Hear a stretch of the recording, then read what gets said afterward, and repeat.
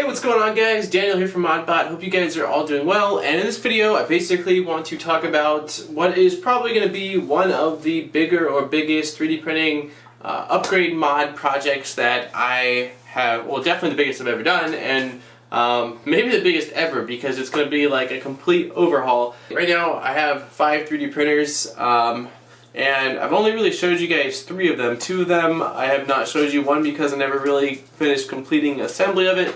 It needed a little bit more fine-tuning, and the other one was actually defective, and so I need to do some tweaking and mods and stuff to that one too. That one's relatively new. I just got it actually like maybe a month or 2 ago. What I am going to be doing is I'm going to be completely tricking out Bob's CNC, the RP9V2. Basically right now I've got my DaVinci 1.0 running relatively well. I'm happy with the quality I'm getting from it and its functionality, and I don't really want to mess with it, especially since I've already done so much tweaking to it, and it is a pretty closed printer. Again, it's not really the DaVinci 1.0 anymore due to the fact that it's got a completely different board. I still don't want to mess with it too much because it's kind of hard to basically work with, just because it's, again, like in a cube shape and it's got this plastic shell, and I don't really want to deal with taking all of the screws out and taking the printer apart. And the Tech Prusa i3 2020 is my workhorse. Basically it does most all my printing. Again, now the DaVinci does its fair share. But the RP9V2 is completely set up and prints, but I've never been totally happy with the print quality. It's not bad, it's really not bad, but it just is not hanging with my DaVinci or my Tech 2020.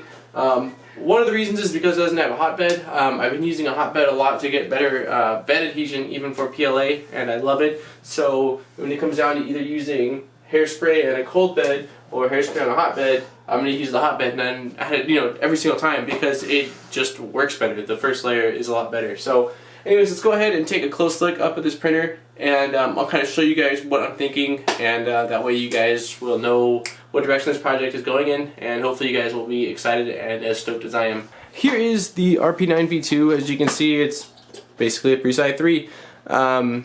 It is constructed out of birch, and I just got this in the mail, which I'm very excited about. It is the hotbed for it. I contacted Bob, who is the creator of this printer, and asked him if there'd be any issues with running a hot plate on it, since it is birch, and he said no, it shouldn't be a problem if that's something you wanted to add. So that is the first thing that's going to be happening, or one of the first things that's going to be happening. And along with that, I'm going to have to upgrade the power supply on it, because the power supply does not output enough watts. It's like a custom one. So I'll basically just be recycling an old ATX power supply I have laying around and wiring it up to give me that extra wattage. Along with that, I just recently picked these up, lead screws. You can see the nut sliding down it. These will be replacing the Z-rods, because they're freaking really noisy for whatever reason on this thing, and I have been getting some Z-wobble, so hopefully this will correct that. The only thing is I didn't realize they got such freaking long ones. I mean, they are ridiculously long. You could probably cut them down, like at least cut a third off. So I gotta see what the process is to actually cut these down to size. If I can't do it, then I don't know if I'm just gonna install them and have them sticking up looking kind of silly like, or what I'm really going to do, because I don't want to damage them. They weren't that cheap, which is again why Z-rods are used typically over lead screws, but that will be a lot of fun. So I'll basically have to mount these like nut mechanisms to the X-axis. Along with that, I want to completely get rid of the Bowden setup.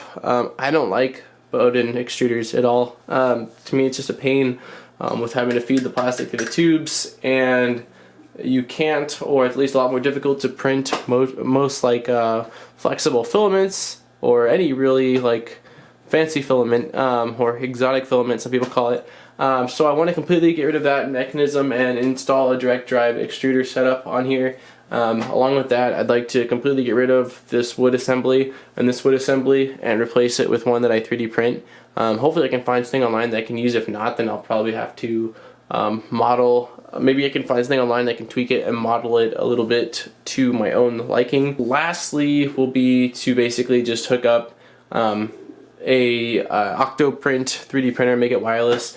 It's got one right here hooked up to it, but it's actually being ran down to my DaVinci, so I could probably just use that one and get the DaVinci its own Octoprint Raspberry Pi setup. I forgot one pretty exciting thing. Auto bed leveling. I actually have some proximity sensors, and I've never used proximity sensors on a 3D printer, and I've always wanted to set up auto bed leveling, so this will be my experiment to see how well it works and if I can actually get it working. So yeah, anyways, I hope you guys are excited. Let me know in the comments down below what you think, and hopefully I will have something to show for this in the not so distant future, at least with those lead screws or getting the hotbed set up, something of that nature. So we'll see. I gotta figure out which way I want to attack this. But anyways, hope you guys all had a great Christmas and are having a great Christmas if this goes up sooner than I think it's going to. And I'll see you guys in my next video. Daniel from Modbot, and I'm out. Peace, guys.